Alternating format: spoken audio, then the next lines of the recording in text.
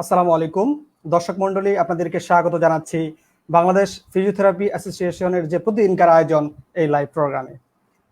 আজকে আমাদের সাথে উপস্থিত আছেন আমাদের দুইজন অভিজ্ঞ ফিজিওথেরাপি চিকিৎসক, দুজন স্কলার। আমি প্রথমেই তাদেরকে পরিচয় করে দিব। আমার পাশে যিনি আছেন আমাদের সকলে পরিচিত এবং অভিজ্ঞ ফিজিওথেরাপি চিকিৎসক doctor Bijoy Das sir, senior physiotherapist and in charge physiotherapy বিভাগ, বিআরবি হসপিটালস লিমিটেড, ঢাকা। এবং সেই সাথে আমাদের সাথে যুক্ত আছেন আমাদের এক ভাই, অভিজ্ঞ sports physiotherapist doctor Fuad Hasan Howlader sir, AFC certified sports physiotherapist, BAFUFE ও চট্টগ্রাম আবহানী লিমিটেড। তো স্যার, আপনাদের দুজনকে আজকের লাইভ প্রোগ্রামে স্বাগত জানাচ্ছি। হ্যাঁ, ধন্যবাদ ডক্টর মাজিদুর। আমিও আসলে খুবই আনন্দিত। আসলে বিপিএ আমাকে এই প্রোগ্রামটাতে লাইভ, খুবই জনপ্রিয় প্রোগ্রামটি ইতিমধ্যে, এখানে আমাকে ইনভাইট করার জন্য থ্যাংক ইউ ভেরি মাচ। জি, বিপিএ পক্ষ থেকে আমার পক্ষ থেকে বিপিএ তো স্বাগত। কারণ হচ্ছে যে এটা আমার বিপিএ এর সাথে প্রথম কোনো প্রোগ্রাম, আর এর আগে দুই একটা কাজ করেছি। তো যেহেতু বিপিএ স্পোর্টস ফিজিওথেরাপি এবং স্পোর্টস সেন্টারকে মূল্যায়ন করে প্রোগ্রামটা করেছে, তার জন্য আবারও সাধুবাদ জানাচ্ছি। জি জি, ধন্যবাদ আপনাদেরকে। দর্শক, আপনাদের কাছ থেকে আমরা কমেন্ট নিব। আমরা জানতে চাইবো যে আমাদেরকে ক্লিয়ার দেখা যাচ্ছে কিনা এবং আমাদের সাউন্ড ক্লিয়ার আছে কিনা। আপনাদের কাছ থেকে কমেন্ট নিয়ে আমরা আমাদের আজকের যে মূল প্রোগ্রাম সেখানে আমরা চলে যাব।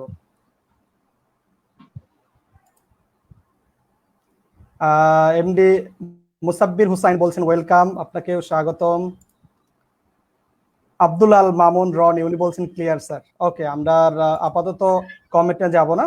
তো দর্শক, আপনারা জানেন প্রতিদিন এই বিপিএর এই প্ল্যাটফর্মে আমরা বিভিন্ন স্বাস্থ্য বিষয়ক নিয়ে বিভিন্ন সময় বিভিন্ন পরামর্শ দিয়ে থাকি এবং সমাধান করে থাকি আমরা।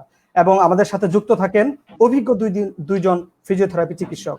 তো দর্শক, আপনারা দেখেছেন আমাদের ব্যানারে যে আজকের আলোচ্য বিষয়টা কি, সেটা হচ্ছে স্পোর্টস ইনজুরি অ্যান্ড ফিটনেস।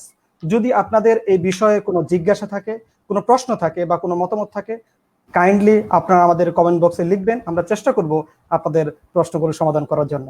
তো দর্শক, আর দেরি না করে আমরা আজকের প্রোগ্রামের মূল আলোচনায় চলে যাব। তো প্রথমে আমি চলে যাচ্ছি আমাদের শ্রদ্ধেয়জন সকলের পরিচিত ডাক্তার বিজয় দাস স্যারের কাছে।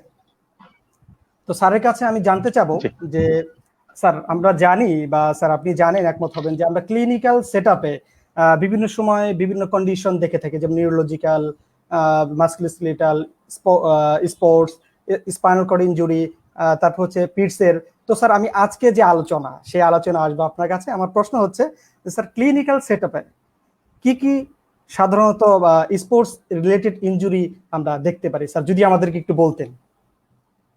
হ্যাঁ, থ্যাংক ইউ ডক্টর মাজিদুর। আসলে আমি প্রথমেই দর্শকদেরকে একটু বলে নিতে চাই, আমি কিন্তু স্পোর্টস ফিজিওথেরাপিস্ট না। আমি বেসিক্যালি একজন ক্লিনিশিয়ান মানুষ।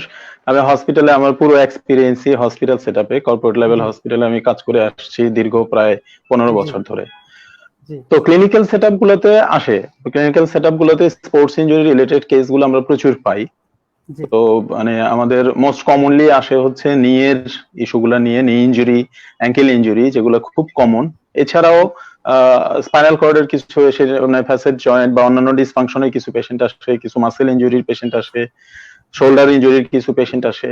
তো ম্যাক্সিমামই আমি যেটা পেয়েছি ম্যাক্সিমামই আসে হচ্ছে নি এবং অ্যাঙ্কেল ইনজুরির পেশেন্ট গুলা, এবং ইয়াং, মোস্টলি ইয়াং কেস গুলো আসে। আর এখন তো একটা সময় ছিল আমরা স্পোর্টস খেলাধুলা করতাম আসলে শখের বসে, কিন্তু এখন বাংলাদেশে এখন যে প্রেক্ষাপটটা, এখন কিন্তু অনেক ইয়াং ট্যালেন্টটাই স্পোর্টসটাকে ক্যারিয়ার হিসেবে নিয়ে নিচ্ছেন, যার কারণে এটা খুবই আশার কথা আমাদের দেশের পার্সপেক্টিভের জন্য। তো যার কারণে এখন প্রচুর ইয়াং ট্যালেন্ট আসতেছেন, যারা বিভিন্ন কারণে বিভিন্ন ভাবে ইনজুর্ড হয়ে আমাদের কাছে আসতেছেন, আমরা পাচ্ছি। তবে একটা বিষয় আমি বলে রাখা ভালো, সেটা হচ্ছে অ্যাকিউট পেশেন্ট আমাদের হসপিটাল লেভেলে ক্লিনিক্যাল সেটআপে অ্যাকিউট পেশেন্ট খুব একটা আসে না। ম্যাক্সিমামই সাব অ্যাকিউট বা ক্রনিক স্টেজের পেশেন্ট গুলোই মোস্টলি আসে, অ্যাকিউট কেসগুলো আমরা খুব একটা পাই না। ধন্যবাদ ডাক্তার বিজয় দাস স্যার, খুব সুন্দরভাবে আমাদেরকে বুঝিয়ে বললেন।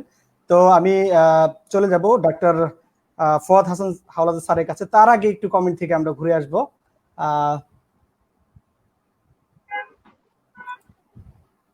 আমিনুল হাসান বলছে বিজয় বন্ধু, যাই হোক স্যারকে সাধুবাদ জানিয়েছে। রায়হান উদ্দিন তিনি বলছেন nice looking doctor Bijoy Das sir and doctor Fuad, welcome to both of you, thank you আপনাকে। আর যিনি বলছেন ক্লিয়ার আছে স্যার, ধন্যবাদ আপনাকে আমাদের কমেন্ট করার জন্য। ঢাকা দক্ষিণ ফিজিওথেরাপি সেন্টার উনি বলছেন আপনাদের সবার নেক হাত কামনা করছে, আপনাকেও ধন্যবাদ, আপনারও নেক হাত কামনা করছি আমরা। এবং রায়হান উদ্দিন বলছেন অল ক্লিয়ার। ওকে, আমরা আর আপাতত কমেন্টে যাব না, আমরা এখন সরাসরি চলে যাব আমাদের অতিথি ডাক্তার ফুয়াদ হাসান হাওলাদার স্যারের কাছে। তো স্যারের কাছে আমি বলবো আমার জানতে চাওয়া সেটা হচ্ছে যে আমরা জানি যে স্পোর্টস মেডিসিনে যে আমাদের একটা বৃহৎ রোল আছে, তো এটা হয়তো বা অনেকে আমরা জানি না, অনেক প্রফেশনাল হয়তো বা কনফিউশন থাকতে পারি, তো আশা করি আজকে ক্লিয়ার হবে আমাদের। তো স্যারের কাছে আমার প্রশ্ন হচ্ছে যে স্পোর্টস মেডিসিনে একজন ফিজিওথেরাপিস্টের ভূমিকা কি, যদি আপনি আমাদেরকে একটু ক্লিয়ার করতেন। ধন্যবাদ আপনাকে, এটা খুবই ইম্পর্টেন্ট একটা প্রশ্ন। কারণ আমরা যারা ফিজিওথেরাপিতে গ্রাজুয়েশন করার পরে বিভিন্ন ডিসিপ্লিনে আমরা চুজ করি, কেউ অর্থোপেডিকে যায়, কেউ নিউরোলজিতে যায়, কেউ পেডিয়াট্রিক অথবা যে যার রিহ্যাবিলিটেশনের সাইডে যায়। বাট স্পোর্টস একটা ভেরি স্পেসিফিক একটা জায়গা যেখানে আসলে স্পোর্টসের একজন স্পোর্টস ফিজিওথেরাপিস্টের ভূমিকা অনেক বেশি থাকে। যেমন আজ থেকে 10 বছর আগে যদি আমি দেখি তাহলে স্পোর্টস ফিজিওথেরাপিস্টের সংখ্যা কিন্তু ছিলই না, না বললেই চলে। কারণ ওই সময় কেউ কনসেন্ট্রেশন এখানে দিত না।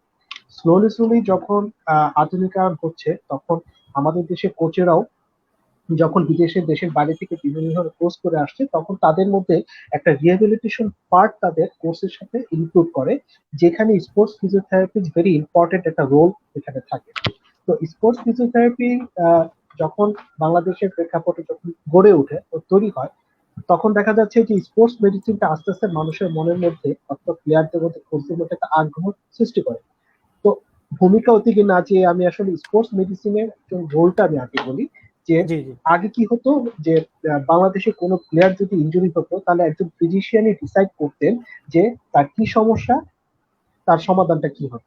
আসলে মূলত একটা প্লেয়ার যখন ইনজুরি হয় তখন অন দা ফিল্ডে হচ্ছে মূল ডিসিশন মেকটা করতে হয়, কিন্তু আগে সেই ধরনের কোনো দায়িত্বপ্রাপ্ত কেউ ছিলেন না যে অন ফিল্ডে ডায়াগনোসিস করবে, দেন ডিসিশন মেক করবেন আইদার হি ইজ প্লেইং, মানে সে খেলতে পারবে অথবা কি খেলতে পারবে না।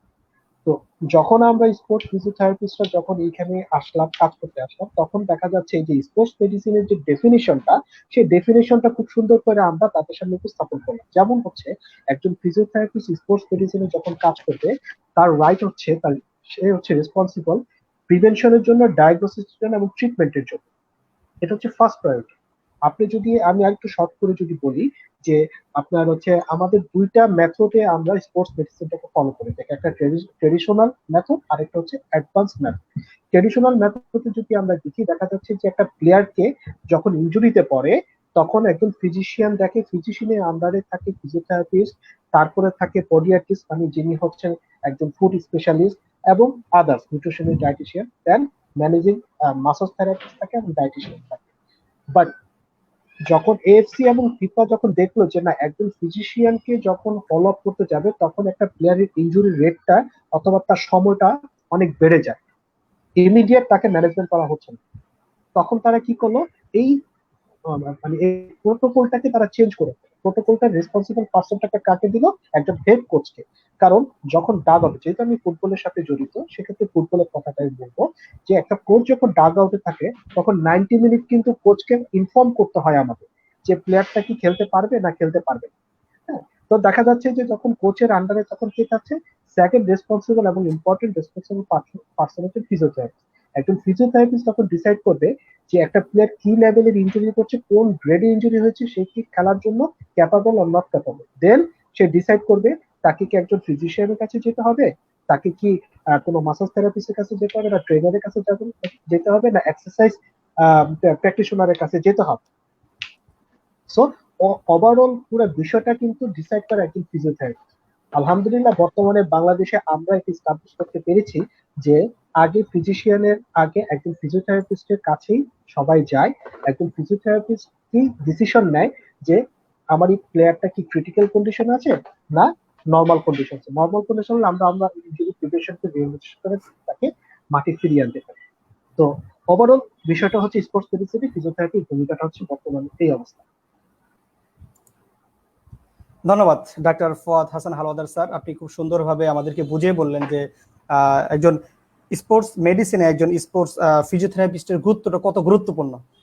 তার বিভিন্ন সময় বিভিন্ন ডিসিশন তাকে নিতে হয়। তো ধন্যবাদ আপনাকে।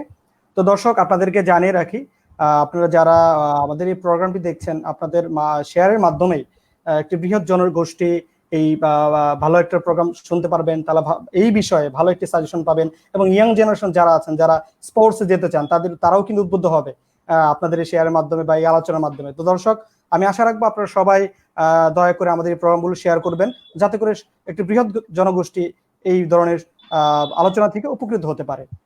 তো আমি চলে যাব আমার দ্বিতীয় প্রশ্ন নিয়ে আমাদের শ্রদ্ধাভাজন ডাক্তার বিজয় দাস স্যারের কাছে। স্যারের কাছে আমার জানতে চাওয়া যে স্যার, আপনি জানেন যে আসলে আমরা বিভিন্ন কন্ডিশনের ক্ষেত্রেই বা বিভিন্ন ধরনের পেশেন্টের ক্ষেত্রেই যখন আমরা ম্যানেজ করতে যাই, তখন কিন্তু আমাদের বিভিন্ন ধরনের চ্যালেঞ্জের সম্মুখীন হতে হয়। এটা কিন্তু খুবই স্বাভাবিক। তো তেমনটা স্পোর্টসের ক্ষেত্রেও কিন্তু এর ব্যতিক্রম নয়। তো স্যার, আপনার কাছে আমার জানতে চাওয়া হচ্ছে যে স্পোর্টস পার্সনদের ক্ষেত্রে চিকিৎসা করতে গিয়ে কি কি ধরনের চ্যালেঞ্জের সম্মুখীন আসলে হতে হয় আমাদের, যদি আমাদেরকে একটু বুঝিয়ে বলতেন। হ্যাঁ, থ্যাংক ইউ ডক্টর মাজেদুর, খুব ইম্পর্টেন্ট একটা বিষয়ের অবতারণা করেছেন। বিষয়টা অবশ্যই খুবই চ্যালেঞ্জিং।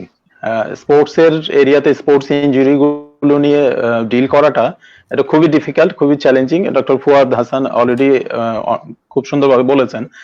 এখন বিষয় হচ্ছে, একজন স্পোর্টস অ্যাথলেটস হোক, উনি ফুটবল প্লেয়ার অথবা ক্রিকেট প্লেয়ার, উনি যখন আসেন তখন দেখা যায় যে আমরা কিছু কিছু মানে একটা জিনিস আমি আগে বলে রাখি, একজন ক্লিনিশিয়ান হিসেবে কিন্তু আপনার ট্রিটমেন্টের চেয়েও অনেক বেশি ইম্পর্টেন্ট হচ্ছে ওই ইন্ডিভিজুয়ালের ফিটনেসটাকে ইন সাচ ওয়ে ডেভেলপ করা, এমন ভাবে তৈরি করা যাতে উনি মানে ইনজুরি হওয়া থেকে সেভ করতে পারে নিজেকে, যেটাকে আমরা মেডিকেল টার্মে বলি প্রিভেনশন অফ ইনজুরি। তো দেখা যায় যে আমাদের এখন যে ইয়াং জেনারেশন, ওনাদের বেসিক কিছু বিষয়ে কিছু ঘাটতি থেকে যাচ্ছে। দেখা যাচ্ছে ওনারা নর্মালি ওনার স্পোর্টস এর জন্য নর্মাল যে ফিজিওলজিক্যাল, যে আমরা যেটাকে বায়োমেকানিক্স বলি, যে কোন স্পোর্টস এর জন্য আপনার বডি বায়োমেকানিক্স কিরকম হলে আপনি ইনজুরি প্রিভেন্ট করতে পারবেন, সেটা সম্বন্ধে ধারণা খুবই কম থাকে। এটা নিয়ে পড়াশোনা বা প্রপার গাইডলাইনের অভাবের কারণে ওনাদের বায়োমেকানিক্স সম্বন্ধে ধারণা থাকে না, যার কারণে ইনজুরি হচ্ছে প্রচুর। এবং ওয়ান্স দেখা গেল যে আপনি ক্লিনিক্যাল সেটআপে এসেছে, আমি ট্রিটমেন্ট করেছি, উনি ভালো হয়ে গিয়েছে, বাট একই প্রবলেম আবার হচ্ছে, আবার হবে। কারণ উনি যদি ফল্টি বায়োমেকানিক্সে উনি যদি ওনার পারফরমেন্স কন্টিনিউ করে, উনি একই ইনজুরি বারবার হবে। সো এইটা একটা চ্যালেঞ্জ, বিশাল একটা চ্যালেঞ্জ। আরেকটা বিষয় হচ্ছে, অনেকেই বলে যে আমি তো খুব বাটার 20,000 টাকা দামের বুট ইউজ করি, সো আমার ফুটে ইনজুরি কেন হবে? সো আপনি কত দামি, কত এক্সপেন্সিভ ফুটওয়্যার ইউজ করতেছেন, তার চেয়ে অনেক বেশি ইম্পর্টেন্ট আপনি অ্যাপ্রোপ্রিয়েট শুটা ইউজ করতেছেন কিনা। এটা কিন্তু মানে খুব ভাইটাল একটা বিষয়। আরেকটা বিষয় খুব সিলি বাট প্র্যাকটিক্যালি এটা আমরা পাচ্ছি, হয়তো অনেকে জানেন না বিষয়টা, সেটা হচ্ছে ইনজুরি হাইড করার প্রবণতা। অনেকেই মনে করে যে আমি ইনজুরিটা যদি আমি বলি আমি ইনজুর্ড, হয়তো আমি টিম থেকে বাদ পড়ে যাব, আমি হয়তো আমার খেলার পাবো না, পেশাদারিত্বের বিষয়, বিভিন্ন বিষয় প্র্যাকটিক্যালি এই জিনিসগুলো ওনারা কনসিডারেশনে নিয়ে আসে। যদিও ডক্টর ফুয়াদ হাসান আমার সাথে হয়তো একমত হবেন, কিন্তু দেখা যাচ্ছে এই ধরনের ইনজুরি গুলা, বিশেষ করে যারা অ্যাথলেট, যারা বিভিন্ন স্পোর্টস কে ক্যারিয়ার হিসেবে নিয়ে নিয়েছেন, তারা যদি তাদের ইনজুরি গুলাকে হাইড করে যায়, একসময় দেখা যায় যে ক্যারিয়ার নষ্ট হয়ে যায়। ওই একটা ইনজুরি থেকে দেখা যায় যে ইনজুরিটা হয়তো ইনিশিয়ালি ছোট ছিল, বাট পরবর্তীতে এত বড় আকার ধারণ করে যে তখন দেখা যায় যে আমরাই ওনাদেরকে বলতে বাধ্য হই যে আপনি আর স্পোর্টসে এই খেলাটা আপনি খেলতে পারবেন না। তো এইগুলো হচ্ছে বেসিক কিছু চ্যালেঞ্জ। তাছাড়া ধরেন ইকোনমিক্যাল কিছু ব্যাপার আছে, কারণ হচ্ছে একজন ইয়াং ট্যালেন্ট যখন উনি স্ট্রাগল করতেছে, কোনো ক্লাব পর্যায়ে হয়তো খেলতেছেন, তো ওই লেভেলে গিয়ে ওনাদের কিন্তু ওই লেভেলের স্পন্সর থাকে না, অতটা ফাইন্যান্সিয়াল ব্যাকআপ দেওয়ার মতো বোর্ডের কোলাবোরেশন তো ওই লেভেলে স্টার্টিং পিরিয়ডে সব প্লেয়ারদের পক্ষে অ্যাচিভ করা সম্ভব হয় না।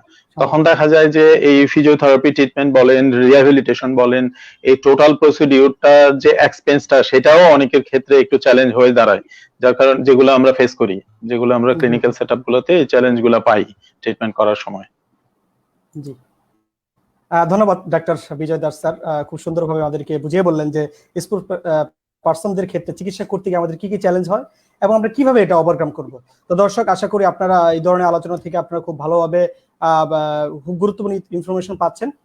দর্শক, আমি আপনাদের উদ্দেশ্যে বলছি যে আপনারা জানেন বাংলাদেশ ফিজিওথেরাপি অ্যাসোসিয়েশন তাদের নির্ধারিত পেজে এবং ওয়েবসাইটে 200 জন ফিজিওথেরাপি চিকিৎসকের নাম্বার দিয়েছেন।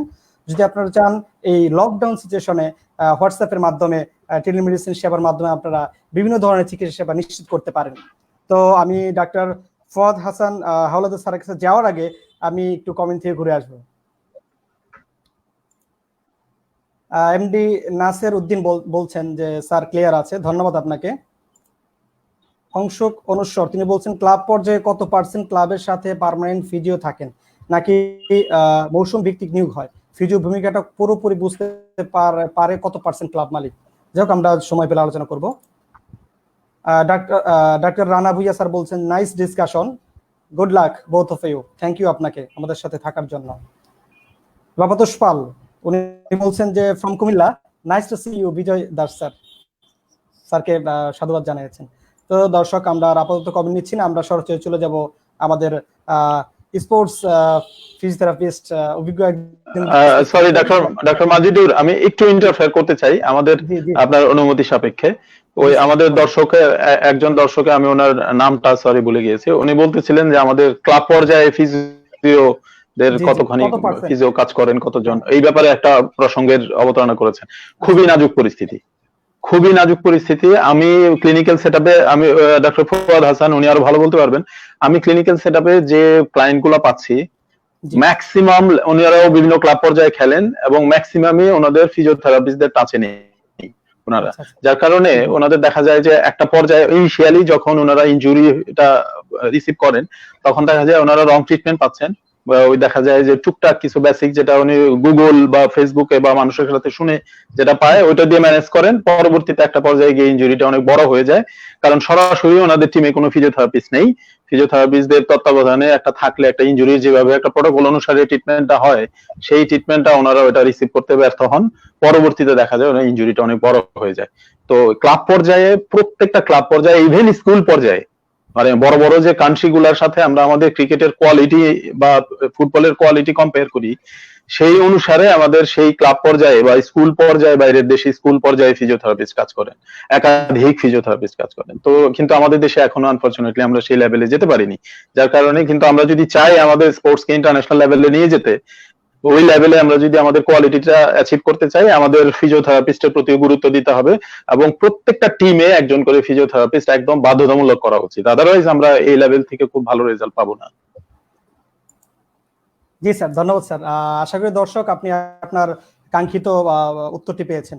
তো আমি এ পর্যায়ে সরাসরি চলে যাব ডাক্তার ফুয়াদ হাসান হাওলাদার স্যারের কাছে আমার একটা গুরুত্বপূর্ণ বিষয়ে আমি জানতে চাবো, সেটা হচ্ছে যে এই সময় আসলে অনেক যারা ইয়াং রাইজিং স্টার আছে স্পোর্টসে বা যারা প্লেয়ার আছে তারা কিন্তু আসলে একটা দুশ্চিন্তা আছে। কি কারণে? যে আমি স্যার আপনাকে প্রশ্ন করতে যাচ্ছি এরকম যে এই করোনার পরিস্থিতিতে প্লেয়ারদের ফিটনেস ধরে রাখতে আসলে কি কি করা যেতে পারে? এটা খুবই গুরুত্বপূর্ণ একটা প্রশ্ন, এটা অনেকেই করে থাকেন।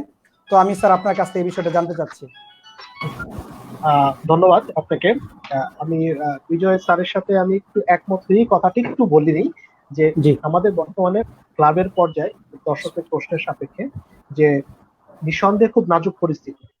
আসার বিষয় হচ্ছে এখন ক্লাব কর্তৃপক্ষরা কিন্তু বুঝতে পারছে যে ফিজিও দরকার, কারণ স্ট্যান্ডার্ড কিন্তু চেঞ্জ হচ্ছে। আমাদের ফুটবলে এখন বর্তমানে প্রিমিয়ার লিগে 13টা ক্লাব কাজ করে, 13টা ক্লাবের মধ্যে 7টা ক্লাবে ফিজিও আছে, স্পোর্টস ফিজিও নিয়মিত কাজ করছে। বাকি ক্লাবগুলো অর্থনৈতিক অবস্থার কারণে তারা নিচ্ছে না, বাট আমাদের সাথে যোগাযোগ করে। ব্যক্তিগতভাবে আমি এখন বর্তমানে যে কাজটা করছি সেটা হচ্ছে যে গ্রাসরুট লেভেল থেকে যেসব ক্লাব এবং একাডেমি গুলো প্লেয়ারদের সাথে কাজ করে তাদেরকে আমি অনলাইনে অথবা বাই ফোনে অথবা হোয়াটসঅ্যাপে তাদেরকে আমি সমস্যার সমাধান করার চেষ্টা করি। এটা হচ্ছে আমার ব্যক্তিগত উদ্যোগ। আর আপনি আমাকে যে প্রশ্নটা করলেন সেটা হচ্ছে যে করোনা পরিস্থিতি, আসলে একটা প্লেয়ার যখন করোনা পরিস্থিতির মধ্যে থাকে তখন তার সবচেয়ে বড় চ্যালেঞ্জ হচ্ছে তার ফিটনেসটা ধরে রাখা। কারণ আমাদের ফিটনেস দুইটা লেভেলে কাজ হয়, একটা হচ্ছে ইনডোর ফিটনেস এবং আউটডোর। আউটডোরে যখন থাকে তখন তার অপটিমাম লেভেলে পারফরমেন্স করার জন্য তার ফিটনেসটা অপটিমাম লেভেলে রাখে।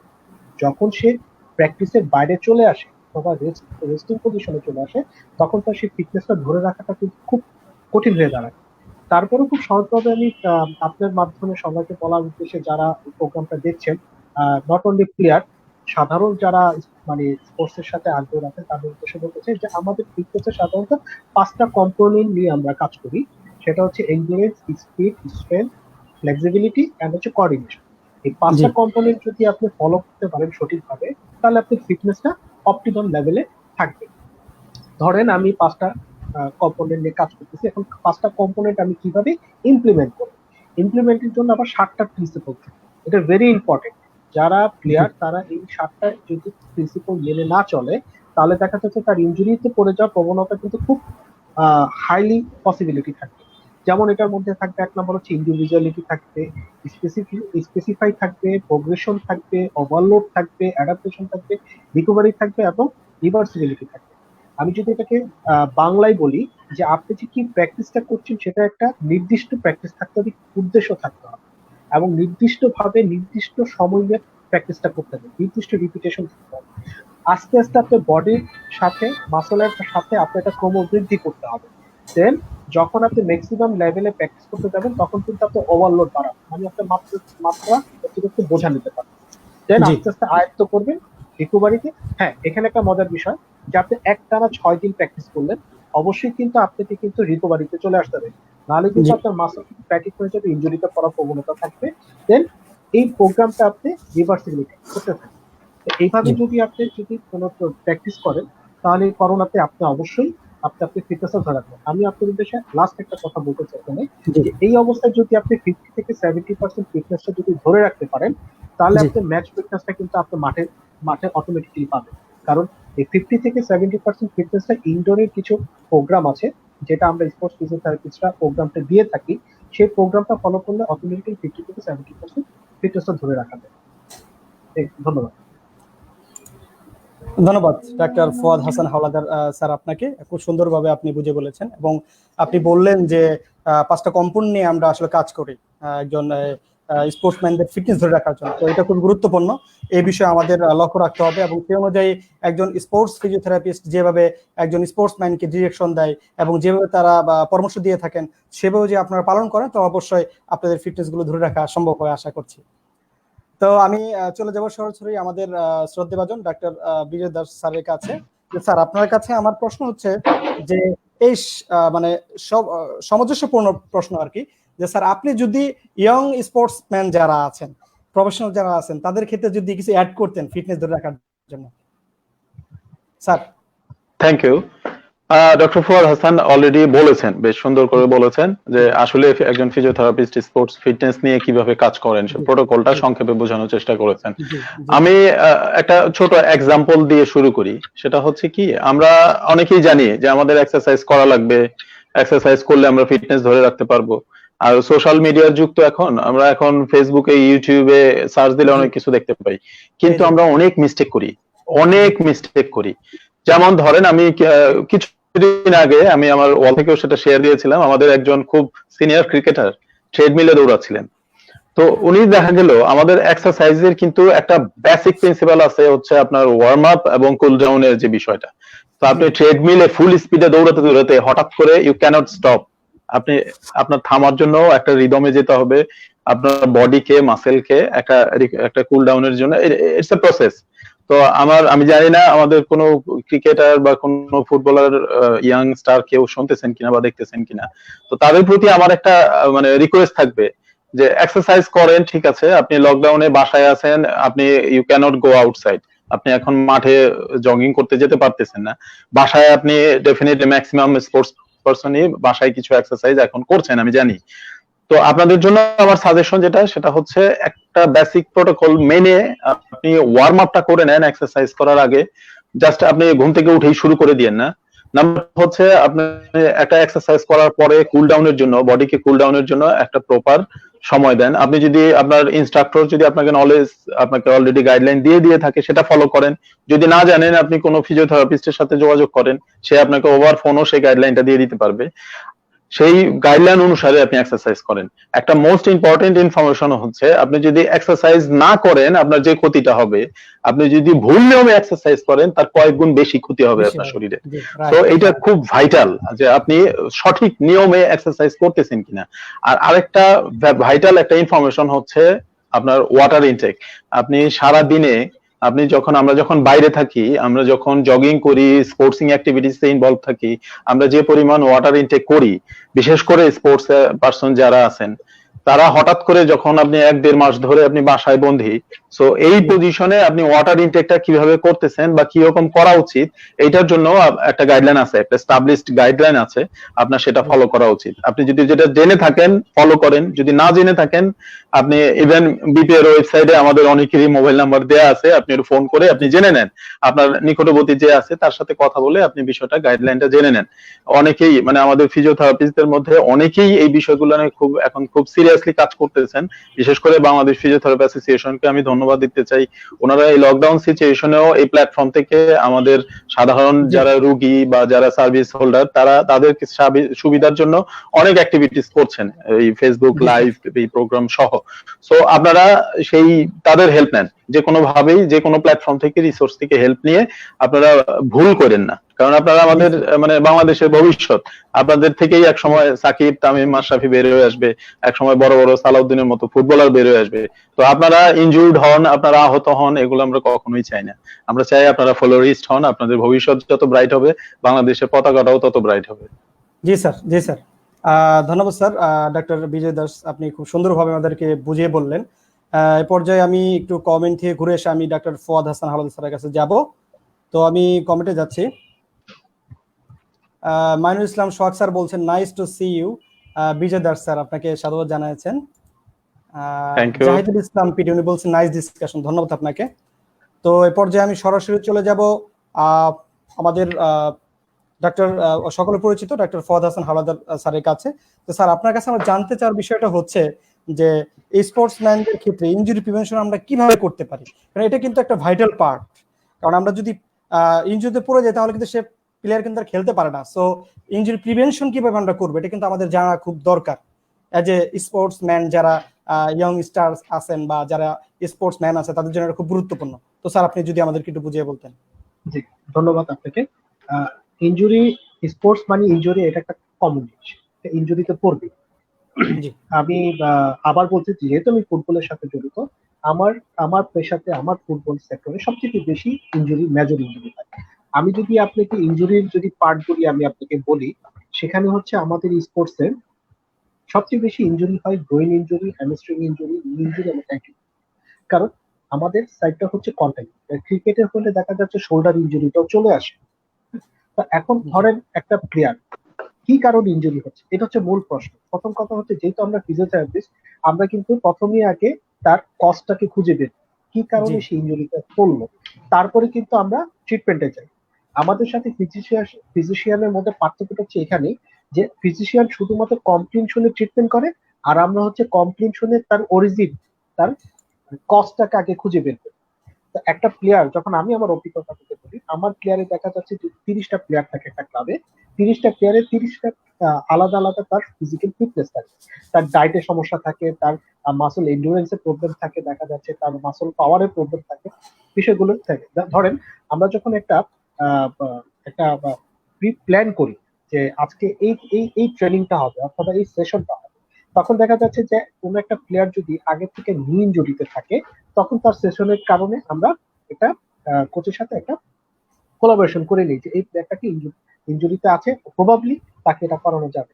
এখন আসেন যে ইনজুরি প্রিভেনশনটা কিভাবে, আমরা খুব কমনলি জানি, বিজয় স্যারও বোধহয় আমার সাথে একমত হবেন, সেটা হচ্ছে যে আমাদের একটা সেশন থাকে ফিফা 11 প্লাস, যেটা হচ্ছে মানে ইনজুরি প্রিভেনশনের জন্য ইন্টারন্যাশনালি রিকগনাইজড একটা প্রোগ্রাম। যে আপনি ফিফা 11 প্লাসটা যদি আপনি ফলো করেন, তাহলে দেখা যাচ্ছে যে আপনি ক্রনিক একিউট স্টেজের প্রবলেমগুলি কিন্তু খুব দ্রুত আপনি সলিউশন করতে পারবেন। ধরুন আমি যদি ব্রেইন ইনজুরি নিয়ে কথা বলি, ম্যাক্সিমাম প্লেয়ার, ক্রিকেটে বলেন, ফুটবলে বলেন, টেনিসে বলেন, হকিতে বলেন, ব্রেইন ইনজুরিটা কিন্তু খুব কমন একটা ইনজুরি। এখন ব্রেইন ইনজুরিতে দেখা গেছে যে এটার আবার 3টা গ্রেড আছে, first grade, second grade, third grade.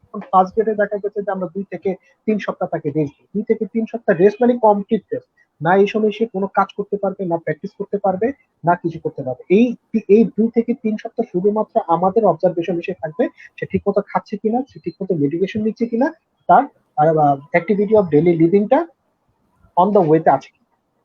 হ্যাঁ, এখন ধরেন এই গ্রোইন ইনজুরি যখন সে 2 থেকে 3 সপ্তাহ, আমি কিন্তু গ্রেড 1 এর কথা বলছি, সে যদি 2 থেকে 3 সপ্তাহ পরে যখন রিকভার করে আসলো, তখন তাকে কিন্তু আমরা রিটার্ন টু প্লে একটা কথা থাকে, তাকে রিটার্ন টু প্লে দেওয়ার জন্য তখন আমরা তাদেরকে একটা প্রোটোকল মেনটেন করে, step by step protocol maintain করি।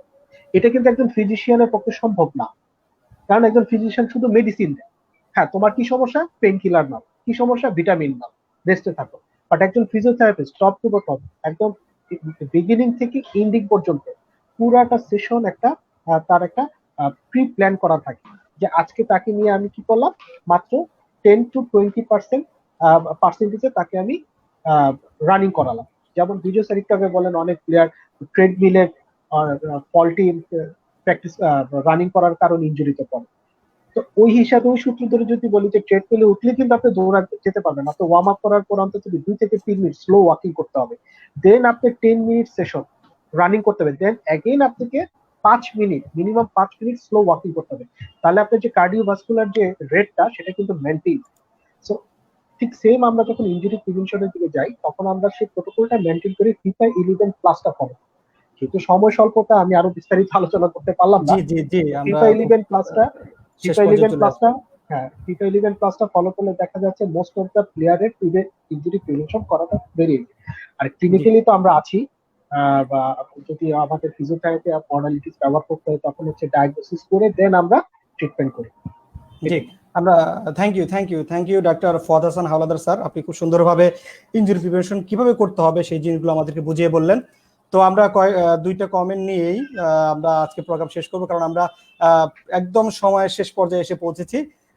তো আজান হয়ে যাচ্ছে, আর কথা বললে তো শেষ হবে না, ডিসকাশন হয়তো সারা রাতে চলবে, লাইভ প্রোগ্রাম আর শেষ হবে না, তো আমাদেরকে শেষ করতে হবে নির্দিষ্ট সময়ের ভিতরেই। তো আমরা কমেন্টে আসছি।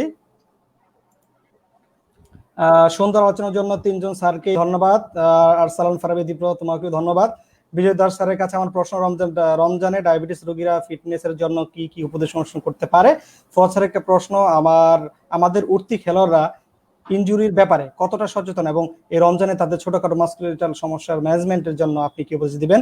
ধন্যবাদ আপনাকে, কিন্তু হয়তো আজকে আর উত্তর দিতে পারবো না, আমাদের কমেন্ট বক্সে উত্তর নিয়ে নেবেন, সমস্যা নাই। আব্দুল হালিম বলছেন যে ফুয়াদ হাসান হাওলাদার ওয়েল ডান, বন্ধু, যাক আপনাকে সাধুবাদ জানিয়েছে আপনার বন্ধু। রানা ভুইয়া স্যার বলছেন very informative and useful discussion for players, thank you sir comment করার জন্য আমাদের সাথে। ডক্টর ফিউজ আল মামুন স্যার বলছেন you all very nice explore, thank you sir আপনাকে আমাদের সাথে কমেন্ট করার জন্য। তো দর্শক, আমরা কথা বাড়াবো না, কারণ আমরা সময়ের একদম শেষ পর্যায়ে চলে আসছি। তো আমি আপনাদের দুইজনকেই, আপনারা এত সুন্দর করে যে আমাদেরকে বিষয়গুলো বুঝিয়ে বললেন, এই জন্য আপনাকে দুজনকে অসংখ্য ধন্যবাদ জানাচ্ছি। আপনাদের মানে গুরুত্বপূর্ণ সময় দিয়ে আপনারা আপনাদের এই তো ব্যস্ত সময়ের ভিতরে আমাদেরকে একটু সময় দিয়েছেন, এর জন্য আপনাদেরকে আবারও ধন্যবাদ জানাচ্ছি। আশা করি আজকের যে আলোচনা হয়েছে ইয়াং স্টার যারা আছেন বা স্পোর্টসম্যান যারা আছেন তাদের জন্য খুবই গুরুত্বপূর্ণ আলোচনা। আমরা চাবো যে আপনারা এই ধরনের যে দুইজন অভিজ্ঞ ফিজিওথেরাপি চিকিৎসক যে দিক নির্দেশনা দিলেন, আশা করি আপনারা যে এগুলো ফলো করেন, তাহলে হয়তো বা আপনারা বিভিন্ন ধরনের অনাকাঙ্ক্ষিত প্রবলেম থেকে বেঁচে থাকতে পারবেন, এবং আপনাদের জন্য যে ধরনের চিকিৎসা বা পরামর্শ দরকার সেগুলো আপনারা খুব ভালোভাবে পেয়েছেন। তো দর্শক, আর কথা বাড়াবো না, আমি আপনাদেরকে মনে করে দিতে চাচ্ছি যে বাংলাদেশ ফিজিওথেরাপির অ্যাসোসিয়েশনের যে পেজ এবং ওয়েবসাইট, ওখানে 2জন ফিজিওথেরাপিস্টের ফোন নাম্বার দেওয়া আছে, আপনারা চাইলে টেলিমেডিসিনের মাধ্যমে সেই সেবাগুলো গ্রহণ করতে পারেন, এবং এই ধরনের প্রশ্ন আপনারা রাখতে পারেন, আমি ইনশাল্লাহ আমরা উত্তর দেওয়ার চেষ্টা করব। তো আর কথা না বাড়িয়ে আজকে প্রোগ্রাম শেষ করবো, তার আগে আপনাদের দুইজনের কাছে আসবো, 30 সেকেন্ডে যদি ডাক্তার বিজয় স্যার দর্শকের উদ্দেশ্যে কিছু বলেন, এরপর ফুয়াদ স্যার রেডি থাকেন। Thank you. দর্শকদের উদ্দেশ্যে একটি কথাই বলা, সেটা হচ্ছে মডার্ন সায়েন্সে, মডার্ন মেডিকেল সায়েন্সে ফিটনেসের জন্য আপনি প্লেয়ারই হন বা নর্মাল মানুষই হন, আপনার ফিটনেসের জন্য you are the responsible person.